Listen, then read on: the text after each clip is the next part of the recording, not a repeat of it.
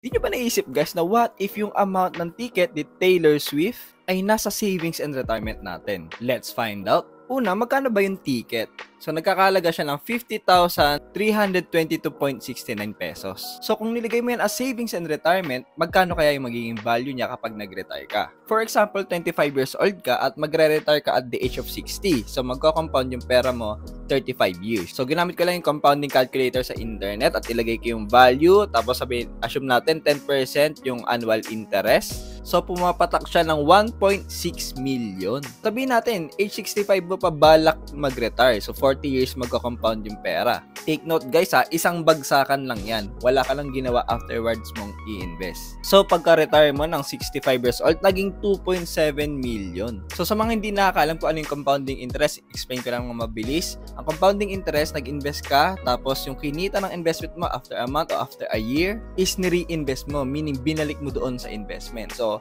dahil doon, lumalaki yung capital ng investment at lumalaki din yung interest. So, nagko-compound siya over time. And nakita nyo yung power ng compounding interest. So, anong pwede mong gawin? Kasi syempre, hindi mo pwedeng i-sacrifice si Taylor Swift. Kailangan mong puntahan yan. O kaya, pag may iba ka pang concert na puntahan, kailangan mong puntahan yan. Ang solusyon, trabahuin mong mabuti. Galingan mo na nakaka-attend ka doon at may retirement and savings ka.